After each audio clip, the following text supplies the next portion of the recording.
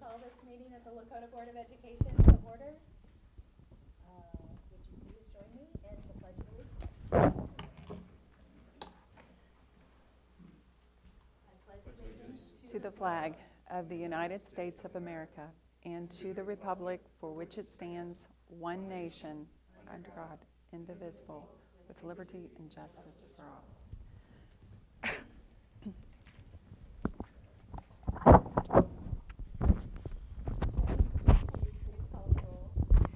Mrs. Casper. Here. Mr. Lovell. Here. Mrs. O'Connor. Here. Mr. Parnell. Here. Mrs. Schaefer. here. Do I have a motion to approve the agenda? So moved. I'll second. Jenny, will you please call the roll? Mrs. O'Connor. Yes. Mr. Lovell. Yes. Mrs. Casper. Yes. Mr. Parnell. Yes. Mrs. Schaefer. Yes.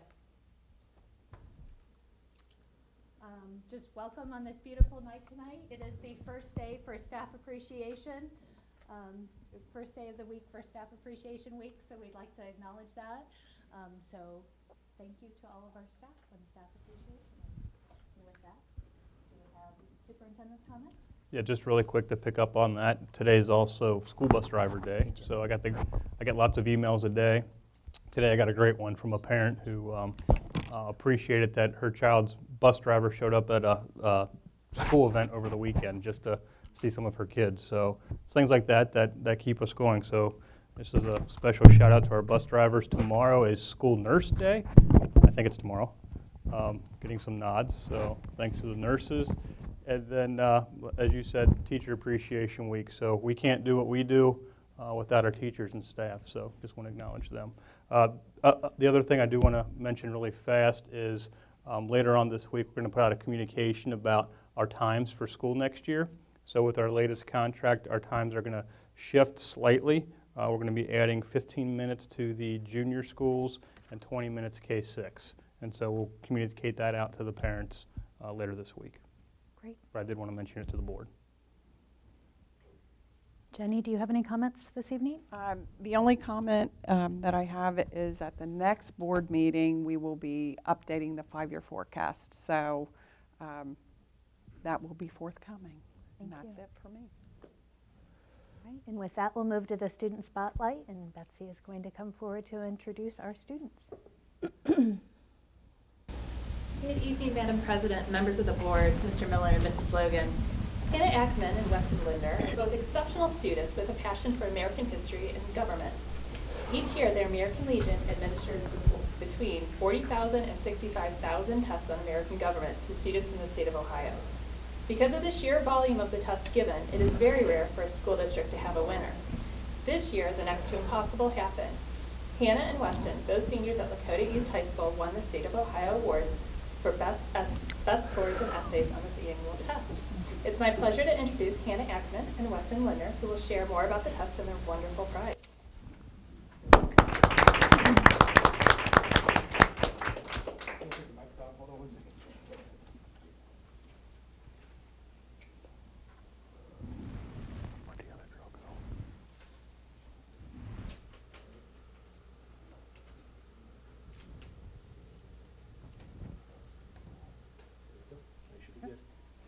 All right, good evening, board. We've prepared a 3-hour dissertation on the trip, so get cozy. Great. No, we'll talk briefly. First, I want to thank the Lakota School District as well as Post 681 of the American Legion. We're very blessed and very fortunate to live in a great school district that really encourages the things we've gotten involved with, whether it's the Junior State of America, these American Legion programs. And also Post 681, it's a really great post. The American Legion, they do a lot of great programs around here. There's a lot of communities that don't have that, so I wanted to make sure I recognize them. Their Americanism chair, Jerry Nelson, their post commander, Mark Reisenberg, and all the rest of them. But just briefly, I'll say my interest in government and politics started when I had a placemat when I was younger with all the presidents on it. I kind of decided that I was going to memorize them. I still don't remember why. This was around 3rd grade.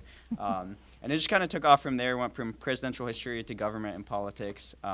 Throughout my time in Lakota, at Lakota East, I've kind of developed that passion through our school's Junior State of America chapter, and had a lot of different opportunities. We've had a Veterans Day assembly with the American Legion, so it was really a great opportunity. We've had Dr. Tisha Menschoffer-Grody, our AP government teacher. You know, they say it's rare for this to happen, but it's certainly not surprising when you look at her class and the things that she prepares us for.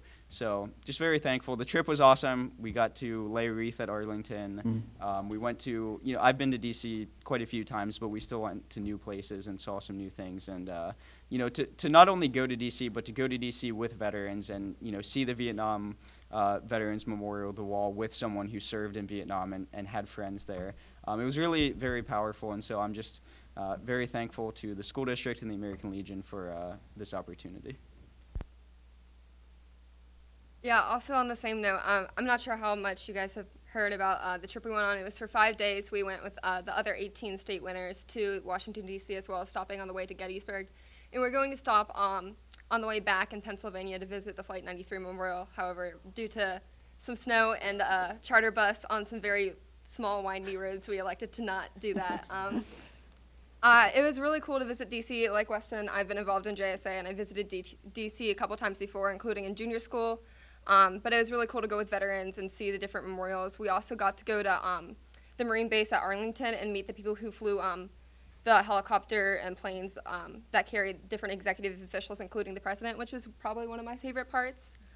And so again, we're just really thankful for the school board and all that, and obviously our teacher, we all call her Mensch, but she, for preparing us for this test. Any questions, comments? Do either of you plan to pursue in college a major that speaks to your love of this? So I'm really interested in politics and law and all that, but I'm actually looking into going to med school instead. I want to do surgery. So. Yeah, I'm pretty much undecided. By going in, public policy is probably going to be like my major that I'm expecting. But we'll see what happens. But it definitely has kind of pushed me down that path. I might deviate from it, but that's kind of the very tentative plan. Wes, you did you take part in the local government internship that we did here, the first one? Yeah, the one through Yeah. Liberty Township. Yeah, absolutely. Anything that's carried over from that internship opportunity that you got to have? Yeah, I mean, it was great to, you know, there's a lot of, you learn a lot in school about the national government, U.S. history, a little bit about Ohio history, but you never really learn a ton about local government, to be honest. And part of that, you know, it's not in the AP curriculum for obvious reasons, because that's a nationwide thing. So just kind of seeing local government, and that's where most of government happens, of course. There's like 88,000 governments in the United States if you count school districts and you know, county governments and townships and all those kinds of things. That's where most of that happens, and so it was really cool to kind of see that in action through the Lakota internship with Liberty Township. That's great. Very neat. And I think you'll still need politics even in the medical field. Really proud of both of you. Nicely done. Absolutely. Thoughts, comments? I'd like to say we often hear that we don't teach government or civics as well as we used to, and I'll say through your experience, and I took my own children to DC and I was blown away by their knowledge of our government when I was there. So I'd like to give kudos to our teachers both at East and at West, because my students learned that through the teachers at West. I think I've been very impressed by what I've seen of our staff and the job that they do in passing on to the next generation our history. So thank you to our staff for all that they do in that arena. So with that, if we'd like to join everybody up front to take a picture. You can hit this and pop and red is medium.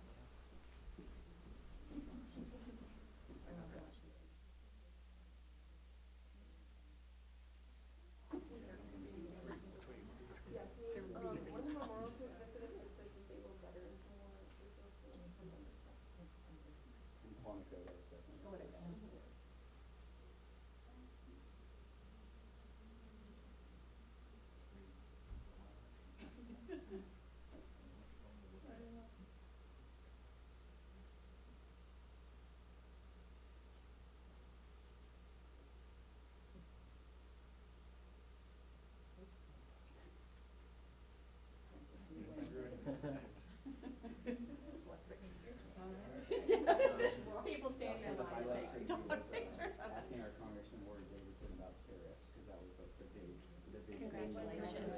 Yeah, congratulations. Congratulations, guys. Thank you.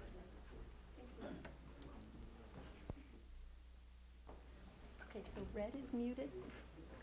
Red stop, green go.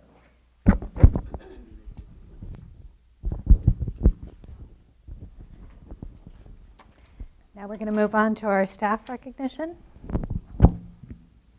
Thank you, Mrs. Schaefer. At this time, I'd like Jessica Allshouse to come on up to the podium, and we'll go off script a little bit and bring up all Team Adina that's in the house, and that's John.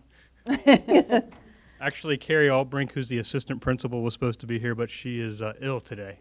So we will give all the accolades to Jessica and let her say a few words after we're done, and then John as well. But Carrie Albrink noticed teachers at Adina constantly stockpiling snacks in their classroom for their kids who may struggle with hunger and as treats for their class. And so when we talk about everything that our teachers do, this is just one more thing. Jessica jumped in to help, reaching out to the Adina PTO, local businesses, and churches. In fact, a couple months ago when I was at Adina, John couldn't wait to show me what the staff had put together under Carrie and Jessica's leadership. And I think that'll be a model for all schools in Lakota. And not just Adina. So thanks to the generosity of the Adina families, community partners, and teachers that are now able to meet the needs of all their students. So with that, I'll let you take over a little bit, and congratulations. Thank you.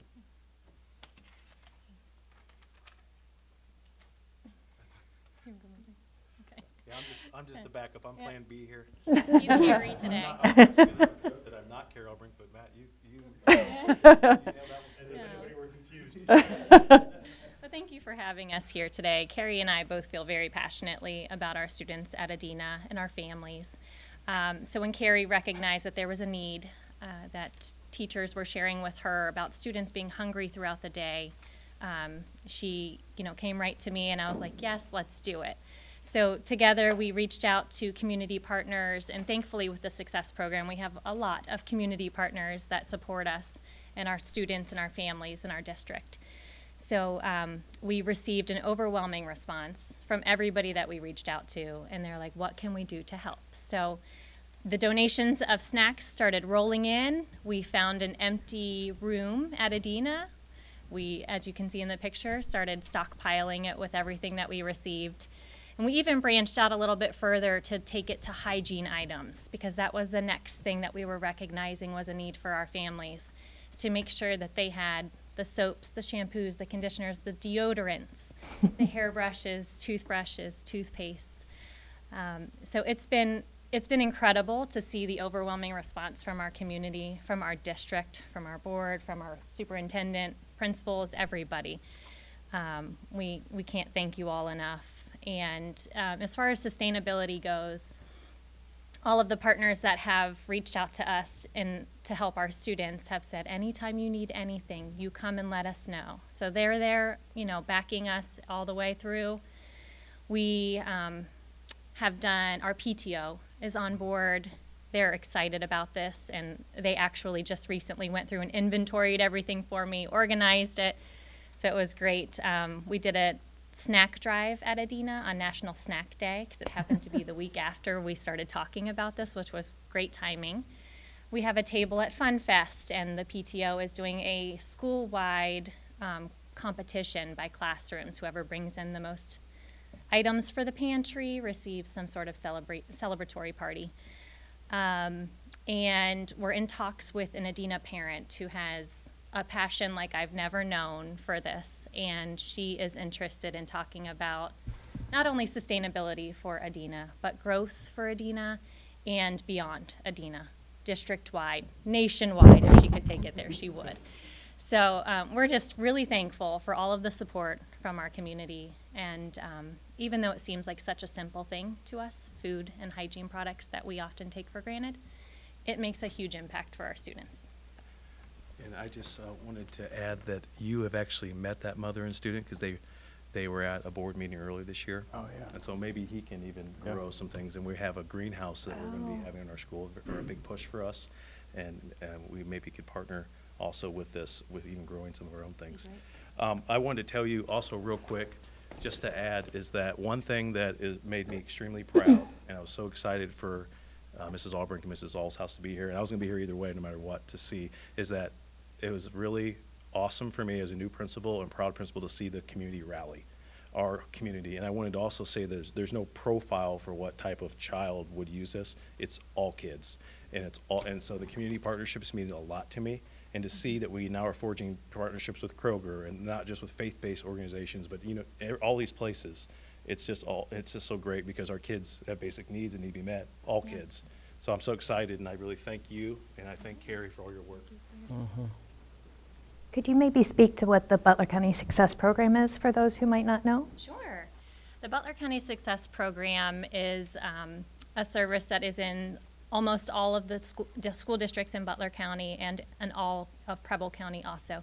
But we are in the schools meeting with families to remove barriers for self-sufficiency, for the best learning environment for the child, to meet all of those needs for the family. So we're in the homes, we're with those families, we are helping them forge through to the best life and help them to be successful. Thank you. Any questions or comments? Well, there's no doubt that if the Cox family is involved, it's going to go wild. But yeah, congratulations. I mean, this is a great thing that you're doing, and I think it speaks to the hearts of the staff and the community to rally around this and say, what can we do to support all students in the building? And so you got a good thing going over there. Great job. Congratulations, that is a great job. How do you determine, is it just snacks that you give the students during the school day, or do you actually send things home with students? So with the Success Program, we have a partnership with Shared Harvest that sends a bag of food home on a weekend. It's a supplemental bag of some non-perishable items, canned items, other snack items to be a supplement for that child. So that is separate, and that has been going on for a while. The pantry is serving students during the school day, with the exception of over the summer. I think anything that could potentially be expiring before next school year, of course we would package up and make sure that that gets home to the families and used. The way this works is we don't actually have students coming into the pantry. Instead, they are notifying an adult, a teacher, an office staff member to come in and get some things. Most teachers, from what I'm finding, are keeping a small stash in their room. They're coming in, they're replenishing their bucket and keeping it in the room so that it's not a big deal when a student needs something. Right. They have it on hand and ready. But it is open to anyone. It's awesome. Thank you for the great work you're doing for our students and our families. Dina's the best. Sorry, I have to say that. Great things coming out of Adina. Right. Thank you. With that, will you come and join us up front?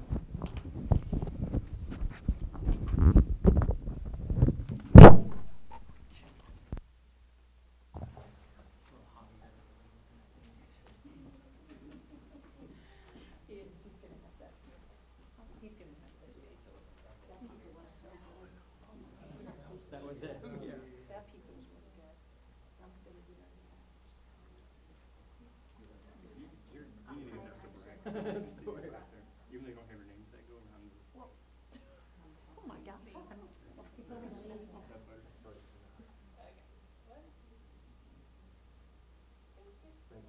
Thank you, everyone. Thanks. Thank you.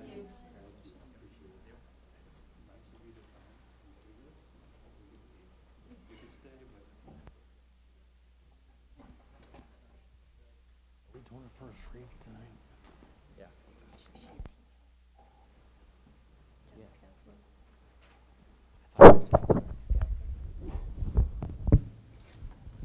Carrie, thanks for all that you do as well. Carrie Wynn, thank you for everything you do as well. Thank you. Thank you for all your support. Thank you. And with that, we'll have Keith come forward for our first administrative report. Mr. Miller, Mrs. Logan, Board of Education, thank you for having me to give an update on our programs for the 18-19 school year. As you know, we went through some changes around the first of the year, and we updated you in February about what we were planning on doing and promised an update before the end of the school year. And this is that chance to kind of say all the work that we've put in for the past couple of months to make sure that we're ready for the first day of school for next year is all in place. As we put something together, we talked about some themes around this. The themes were trying to create an innovative student experience that is highlighted by choice and attention to the whole child. We talked about personalized, student-centered learning with systems to develop student agency where students are owning their own learning as much as possible. And we want to be prepared for the start of school on the first day the students arrive in 18-19.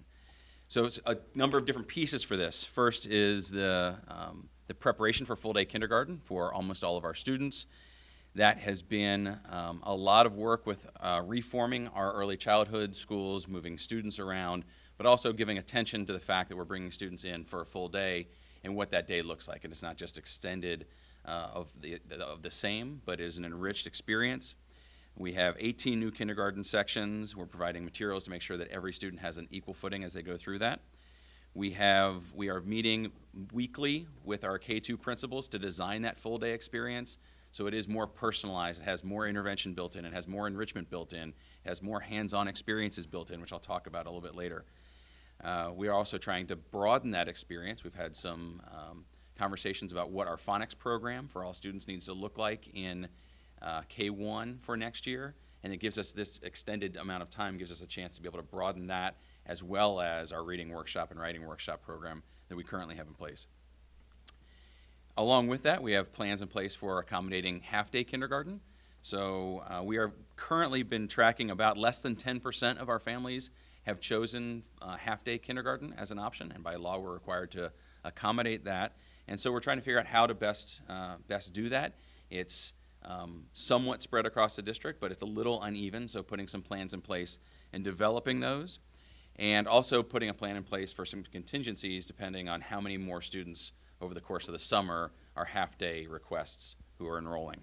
Our plan is to communicate that out in the next week to 10 days to families of half-day enrollees so they know what the plans are, where they'd be in school, what the hours of that look like, all the logistic pieces for those families. I'm sure there'll be questions that come up from those families at that time, but I think we've discussed that kind of ad nauseum with our K-2 principals to make sure we have plans in place for that.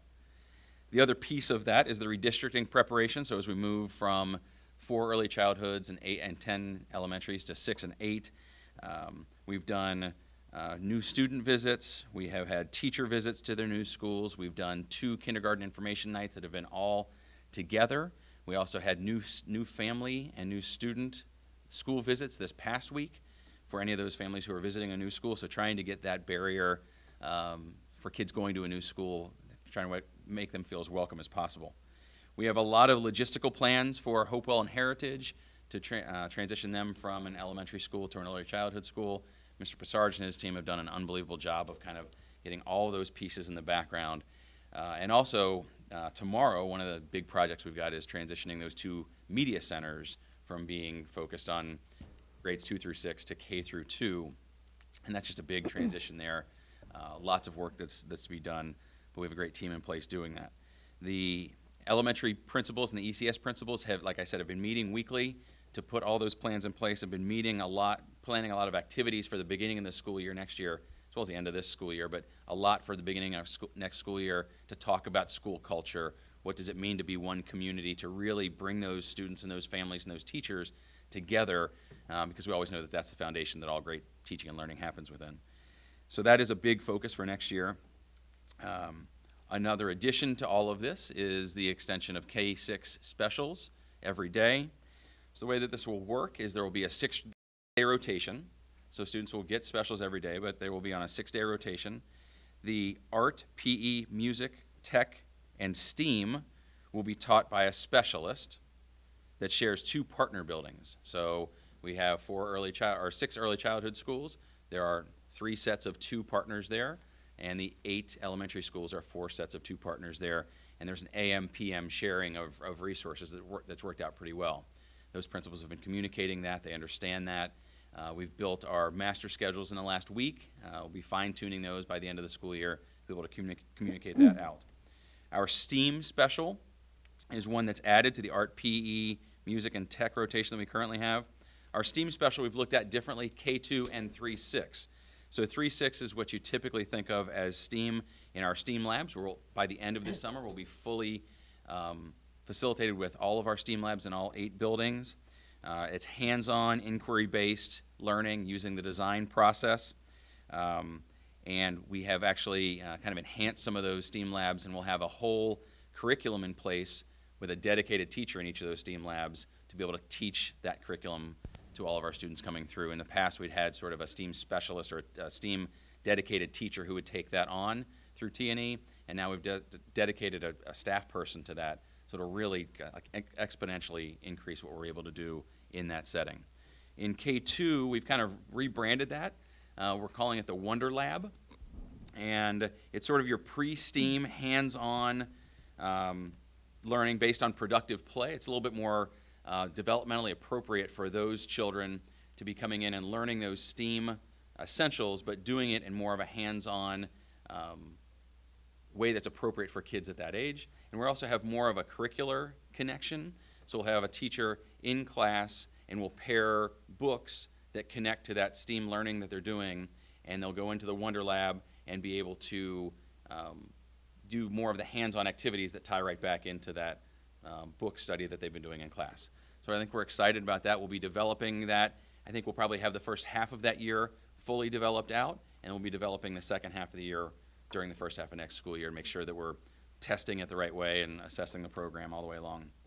The 6th special will be health and wellness, and what this does is it takes our health curriculum, which was one of the trickier things to get taught. It was always taught through science, and it was honestly the thing that was the hardest to try and get to, and with a dedicated time to be able to do that. We know how important that is, and that piece for the social emotional well-being of our kids is so important.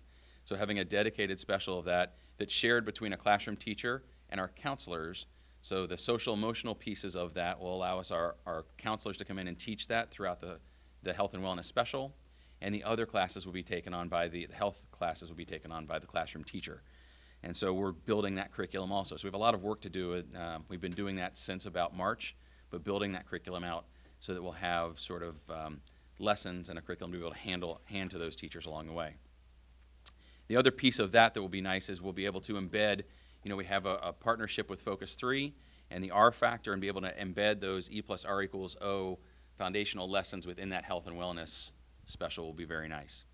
And the other piece of our specials or our elementary schedule throughout the day is sort of rebranding T&E and having it more of a personalized intervention and enrichment that involves more student agency, allows students to develop their own, whether it's passion projects or genius hours, or allows them to be able to explain to their teachers and their parents in a structured sort of format their progress throughout the course of the year. We envision this leading up to like capstone projects at the end of 6th grade or in 8th grade. Still working our way through that, but that's the goal of T&E, is to be able to allow it to be more student-led throughout that process. Which leads us up to our changes to the junior high. We've added electives into the junior high, true electives, where students can choose the classes they want. We've added 3 classes there: media, design, and communication, digital innovation, and digital ideas and discoveries. Those last 2 being precursors and filling out our computer science pathway all the way through. The media, design, and communication is sort of that new age communication, whether it's video or audio, being digital citizens, understanding what it's like to be able to communicate in the 21st century, even though we're 20 years in almost. The junior high has also been very focused on PBL, project-based learning. Almost all of our core teachers are currently trained in how to lead project-based learning, which is sort of a flip in how you actually lead them through a process. And most of the schools that we have gone out and kind of emulated, that's at the core of everything that they're doing. And we've really seen some great projects from the best part is our teachers in junior high have really jumped on this year and have tried some things. And the best part for us is that they come back and say, please give me good feedback on that. I'd love to get better at that. So every PBL that we've seen happen, the teachers are hungry for that feedback from us, which is great. We also in the junior highs are building, kind of building that capacity for student choice and student advocacy into our advisory plans, and trying to, we added a little bit more time into our advisory time so that that time can be used by kids to kind of lead their own learning, which is really important. The other obvious thing that's going on in the junior high is our We Are Empowered one-to-one movement. And so Mr. Wesley and his team have done an unbelievable job handling all the logistics in the back end and all the processes in place for next year so that our teachers can come in and really utilize those teaching tools to personalize the student learning experience. So that's our goal, is to be able to use that to make that learning experience as great as possible. The other piece of that is adding in an innovation specialist, is what we're calling this, a person who lives out of our media center, who partners with our teachers, not only for the logistical one-to-one work of day-to-day work of a one-to-one rollout, but it's also partnering with our teachers to be able to say, what are the resources you need to teach in an online environment, and let me come side by side with you and find those resources, curate those resources, co-plan together so that you can focus on the kids you've got in your classroom. A lot of the times when we've seen one-to-one be successful rolling out, there's a person in this kind of role who's able to allow the teachers to focus on the teaching and not be focused on the device. This is not a device system, as we say. This is one-to-one. It's not about this one, the laptop. It's about this one, the young man or young woman who's in that classroom and maximizing their learning potential. That's what's happening in junior high school. One through line throughout that is the Gifted program. We've had a lot of conversations about Gifted during the course of this year. We believe that we have a more comprehensive and consistent package of opportunities for our highest achieving students. We're moving towards cluster grouping in grades 1 and 2, which is a new move for us. We are cluster grouping in grades 3 through 5 language arts, which is a new expanded opportunity for our students. We're offering Math Plus in 3rd, 4th, and 5th grade, which is an expanded opportunity also for those students. We have gifted intervention specialists still in every elementary school, which is critical. And we have a comprehensive PD plan that we are going to roll out so that by the end of the year, every teacher who comes in contact with those gifted learners will go through a portion of PD that we've crafted and organized for them. And the other piece that we're really excited about, when we keep talking about student agency or student ownership of learning, that we're designing a Lakota personalized written education plan. So every identified and served gifted student should have a written education plan. A lot of times they're kind of just pro forma that you put in through your student information system. This is something that's really owned by the students. They're designing, they're implementing, they're adding their own data into, and with a goal at the end of presenting that to their teacher and their parents with all their learning outcomes throughout the course of the year. And we'd like to be able to use that as a model that we use for all of our students in the future. And the last piece is our high school plans. We have been very focused K-6 this year, but as Mrs. Davis, who was here earlier, would testify to, that we've got a lot of work that we're doing with our high school folks as well. We're doing a book study with all of our high school leadership and department chairs and select other teachers who have opted into that. We have over 75 participants that we kick off that with next, actually tomorrow we start that. We're surveying all of our graduating seniors to get some feedback on their learning experience. That's really important to where we are. We'll have that information in the next couple of weeks. I was just reviewing that this afternoon. There's some really good information and data that's in there from our graduating seniors. And some good old honesty, which is in there also. You gotta love 18-year-olds in May. And we're also working on some R&D for our building leaders in the high school level to get them out on a regional and national level to see what is out there and how to really go through that change process with large suburban high schools is really important. All of that work happening there. We hope to come back to you in November with sort of an update of where we are and sort of maybe a 12 to 18 month implementation process of some of the changes that we're looking to involve there. So other than that, there's not a whole lot going on.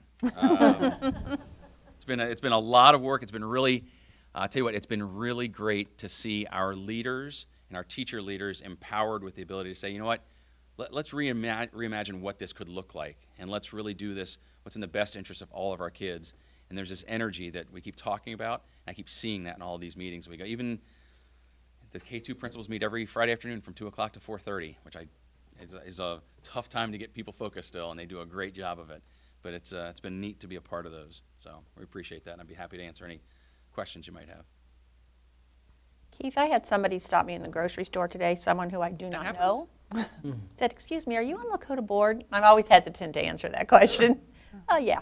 Who asked me would there be an option for parents who chose half-day kindergarten to decide that's into the school year that they want all day?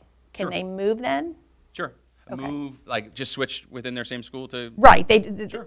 I think this one, she's like, I don't know if my kid can handle it, but I'm hearing such great things, and I don't want him to miss anything. And so if she said if we're 2 months into the school year and I decide that I want him to go all day, would that be an option?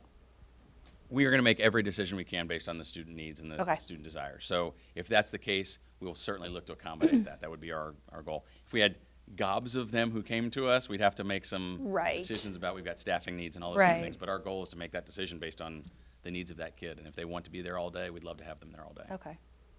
And I think this, since this is new, you're going to have a population that still wants that half-time. I think in time, that number will decrease as the years go on. Yeah, I agree. I've had 2 different families stop me and say, you're really doing all-day kindergarten because we want to move to Lakota. And that was a deciding factor between us and the other M place. The other. So Nice. it's nice to hear. Yeah, it is. It is good to hear. I don't have any questions, but just to echo what you said a little bit ago, I mean, congratulations and well done to your entire team. I Yeah, mean, a lot of everything that work. you were talking about, there's so much depth to it. I mean, you can talk about it in 5 or 10 minutes to us, but the reality is it's just, it's a lot of work and a lot of moving pieces and a lot of tough decisions that have to be made. But you stated earlier that there's a renewed energy. I feel that too, and I just, I'm excited. I'm excited about everything that's happened. Everything you said, we're just moving in the right direction. Not that we're in the wrong place, but there's this new energy and this new innovative approach to what we should be doing and where we want to go. And I'm sure there's hesitancy among staff or teachers or even students maybe, but the reality is everybody knows where we need to be and they want to move there. So thank you for leading that charge well and rallying the troops. And I'm excited about where we're going to land and the work that still needs to be done, and there's a lot of work. So, yeah, there's a lot of moving pieces to this, and so Keith gets to talk about it tonight. And but like you said, there's a lot of layers to it, and even the people around the peripheral. Notice how they're all way back there. Their they all heads down have in their phone. pieces of this as well. So it's a big move. So we are excited. And it's encouraging, Linda, to hear when people are saying, we're choosing Lakota. We want to go to Lakota because amazing things Especially are over happening. the M place. That was Especially just over wonderful the M. news as far as I was concerned. It is. It's great. It's great. I don't know if this fits in now, but I do want to mention, and Keith and I both got the same email and actually didn't know the other one got it, so we sent it to each other. But Digital Promise League of Innovative Schools is doing a new project on what they're calling real-world learning, which I hate that name, but that's what it is. And they're looking for some lead districts. So we're going to sit in on a webinar about it later in the week, and then hopefully we get to be one of the lead districts. If we don't get lead district status, we'll be one of the working groups. As we're talking about all of this moving forward, it's all connected, but there are a lot of different moving pieces. And so when we talk about internships, we talk about personalized learning, I think it all fits. So.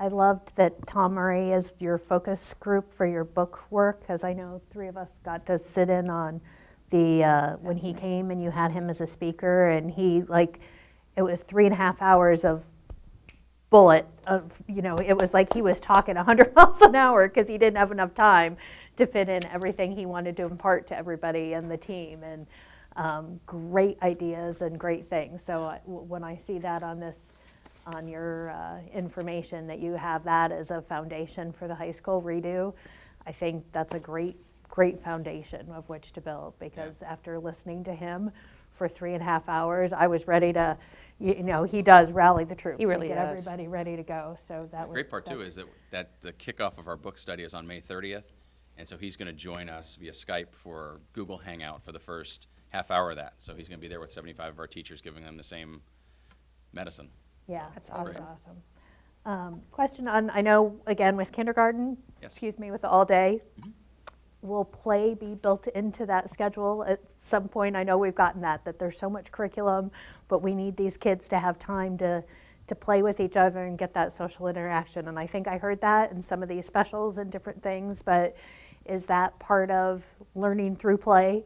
Will Very be built first in? meeting we had about this, we sat down and we said, okay, we've got this opportunity and this gift. How do we do this? And there was this pause in the room, and they all kind of looked around, and I was new to the room, you know, this year or whatever, and they said, well, it has to incorporate productive play. As long as we start from there, that it's age appropriate and we can teach everything we want to through that, it's great. And so they've built those into all along the way. And I think this Wonder Lab is a great example of being smart about how we use that and teach kids, you know, developmentally appropriately all the skills that we need to along the way also. So. Great. And then the second question, I know we get a lot of questions about personal finance for students, and then that's an important piece that people want their students to graduate with as a strong foundation on personal finance. Is that built in the junior high? Is that something that will be built into this high school redo? Where do you feel like that fits in this whole piece? It can be incorporated in the junior high, but I think that's really going to come through in the high school redesign that we look at. A couple of things. So one of the activities we're doing tomorrow actually with the high school leadership is sort of a imagine the ideal grad, imagine the ideal student experience. And I would be surprised that we've done this a couple of times with different groups, and that concept of financial literacy, real world understanding comes through every single time. They have to graduate with that, and then you compare that with where we are, and there's a discrepancy there that we've got to make sure that we meet. So I don't know what that looks like. But yes, I imagine that will happen in the high school redesign also, or the visioning process. Is the goal to have the high school redo done by 1920? Yes. I'm looking there. He's smirking love how you and look you're over. shaking your head. Okay. I'll say this, the high school redo, there is no high school redo. It will continually be evolving. Okay. Right. But there will be something that we present For 1920. for 1920. Yes to that. Got it. Continual evolution. We're always evolving. There you go. And trying to figure things out. Great. Okay. Any other Thank you. thoughts, questions? Thank you. Great you. information. Keith. Appreciate the update. All right. With that, we move to our first opportunity for public comment for items that are on the agenda. If you have any comments relating to any items on the agenda, now would be the opportunity. Seeing no one, we will move to board reports, and we have the policy committee. Mr. Vogelman's got a little on that. I wonder if you thought that ducking down really made a difference. I was thinking the same thing. The policy committee met on Friday, May 4th. There was an update that was put out by Neola dealing with College Credit Plus, policy number 2271, that deals with the changes of Ohio Revised Code.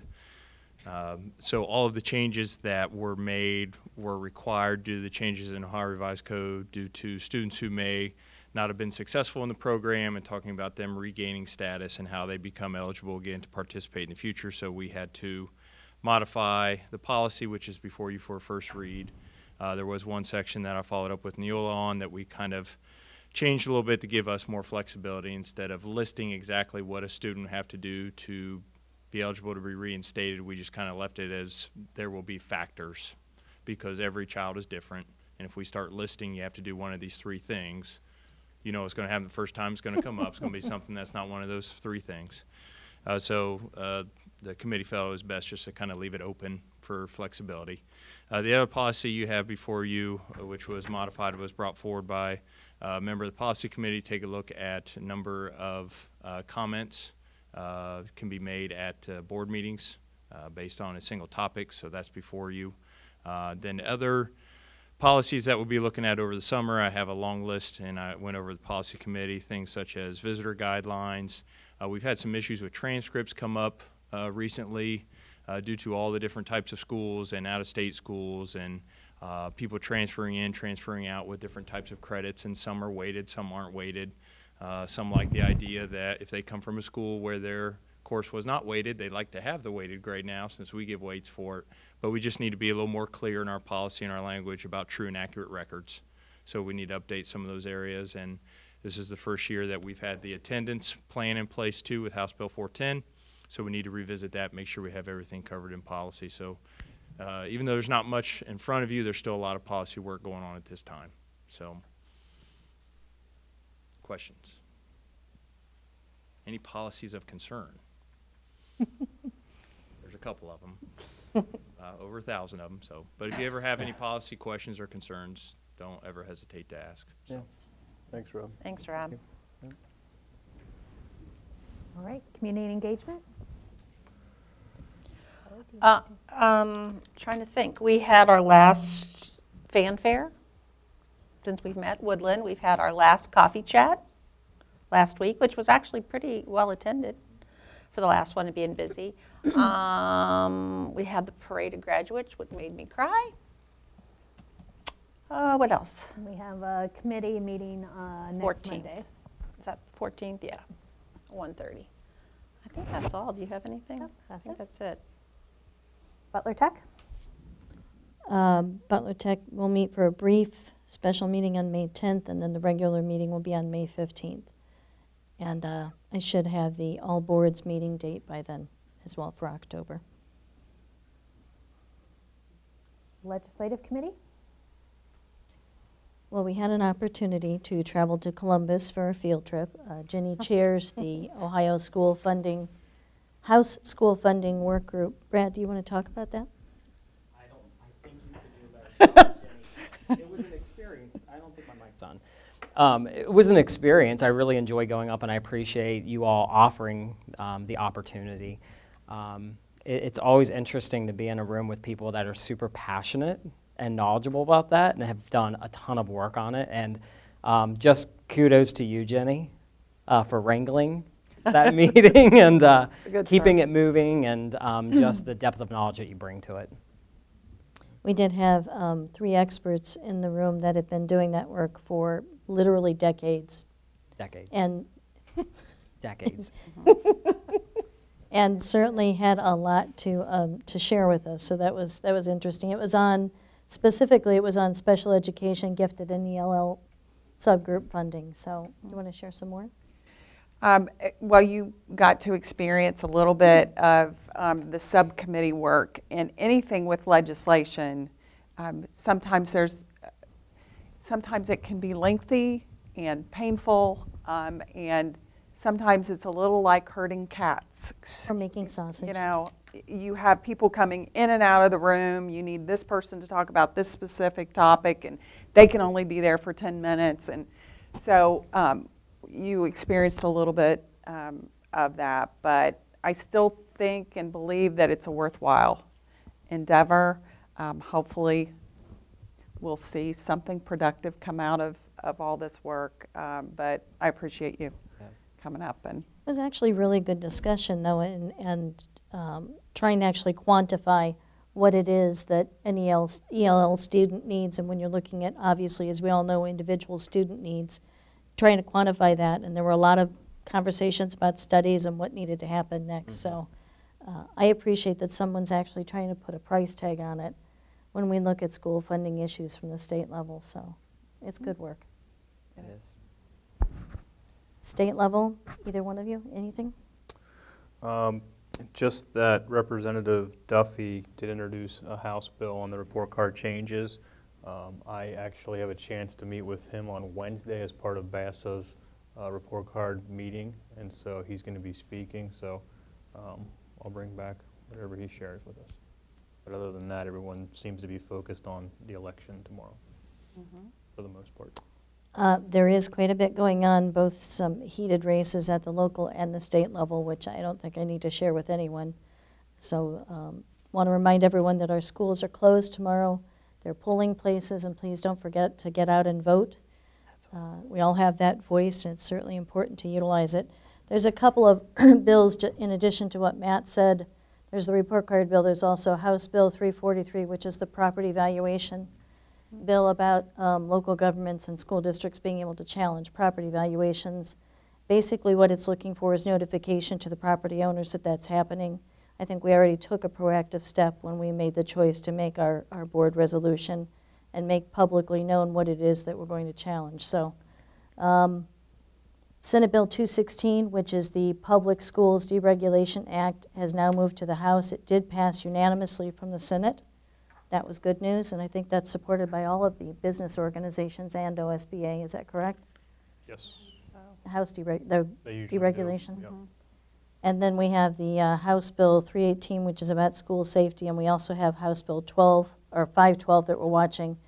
That's the consolidation of the three top agencies, educational agencies, and again, that one's opposed. So we'll just keep an eye on it and keep you informed on what's going on with it. And I think that's all we have for today. Great. All right, Diversity Committee. Just really quick on that, I do want you to know that the community, the community university, the parent university putting together has found a home next year. So we have secured Miami VOA for sessions with our parents for next year and community members. So that's going to be one Saturday morning a month and then one weeknight a month. It'll be a repeated session. So for people who can't make one, hopefully they can come to another. So they're scheduling those out now. And working with a lot of our partners about what that looks like. So it'll be good for our parents, be good for our community, and for our staff as well. So I just wanted to mention that. Thank you. Sure. All right. Do I have a motion to approve under Treasurer's recommendations our meeting minutes? I'll motion. Do I have a second? We're all sleeping. I'll second. All right, Jenny, will you please call the roll? Mrs. Casper, Yes. Mrs. O'Connor. Yes. Mr. Lovell, Mr. Parnell. Yes. Mrs. Schaefer. Yes. Do I have a motion for superintendent's recommendations A through E? I'll motion. Do I have a second? I'll second. Any discussion? We have personnel items, field trip, roof repair, painting projects, and donations. I'm excited to see the painting projects on there Yeah. for Hopewell and For Heritage. the two That's buildings, on top of everything else going on, we decided to do this for Mr. Passarge as well. Right. Doesn't have enough going on. All right. He looks shaken by it. Yes. Jenny, will you please call the roll? Mrs. O'Connor, Yes. Mr. Lovell, Yes. Mrs. Casper. Yes. Mr. Parnell. Yes. Mrs. Schaefer. Yes. This comes to our second opportunity for public comment. If there's anyone who would like to address the board at this time. Seeing no one, we will move to closing comments. Remember which side I started with last time? We'll start with I think it's Kelly. my turn, and I have nothing to say, other than just again to reiterate that it's staff appreciation and thank our staff for the amazing job they do. And it's on the countdown till school's out, and the seniors, I think, are already, they've got, what, 2 days left? Tuesday and Wednesday, or Thursday? Wow. And then on to graduation. That's it. Graduation is next week, and I want to say congratulations to the graduating seniors, because I will be out of town on business and will not be at graduation this year. But congratulations to everyone. I agree. Echo that. Don't have anything else to add. Quick. I wanted to say thank you and congratulations to the over 3,000 small businesses that we have in our school district. Last week was Small Business Week, and wanted to say congratulations and thanks for all that they do for our school and for our students. I also wanted to mention we have a mental health conference coming up. It's co-presented by Lakota and C3. It'll be on June 1st at Miami VOA, and it is focused on youth this year and on students. And we're going to have a youth panel, our students, talking first, and then we'll have an expert panel, some breakout sessions, and I think it'll be an interesting day hearing the student voice talking about how mental health and substance abuse issues have affected them. So we're looking forward to it. The time for that? And the time for that would be the resource fair for that starts, and that's several service providers and other groups that are working with youth will be available to answer questions for families and individuals. 10:30 to 11:30. Program will run until 1:30, and lunch will be provided. And there'll be a registration link coming out soon. So hope that you can all. Is that a Friday? It is a Friday. Okay. Would love to have you join us. Nothing else to add? No. My only thing was about May 8th, tomorrow. So no school for students and the PD day for staff. And you already mentioned it. And here I am repeating it. Congratulations to East and West. They raised nearly $100,000 for the American Cancer Society through Relay for Life. So awesome job with our students. That is a completely student-run effort. So they do a great job with that. So it starts at 4 in the afternoon and goes till 8 in the morning. So they stay up all night in our stadium. So if you drove by Friday evening, and also thanks to the staff who stopped by were there supporting that effort as well, volunteering their time. I know when I was there at the gate, there was one staff member who's like, my kid said, will you stop by? She'd been to the Reds game, came by. So it was really nice to have staff out there. So great effort for them. And again, just reiterating with Staff Appreciation Week, thank you for all everyone does every day. So with that, do I have a motion to move into executive session? I'll motion. And I'll second. Jenny, will you please call the roll? Mrs. Casper? Yes. Mrs. O'Connor? Yes. Mr. Lovell? Yes. Mr. Parnell? Yes. Mrs. Schaefer? Yes. And I didn't read, do I need to read the purpose? For the motion to move into executive session for the purpose of preparing for, conducting, or reviewing negotiations or bargaining sessions with public employee concerning their compensation or other terms and conditions of their employment, discuss details relative to the security arrangements and emergency response protocols because disclosure of the matters discussed could reasonably be expected to jeopardize the security of the district. So that is the purpose for our executive session. I apologize, I did not read that verbiage prior to our motion. And it's also on the screen too. So we are covered there as well. So thank you.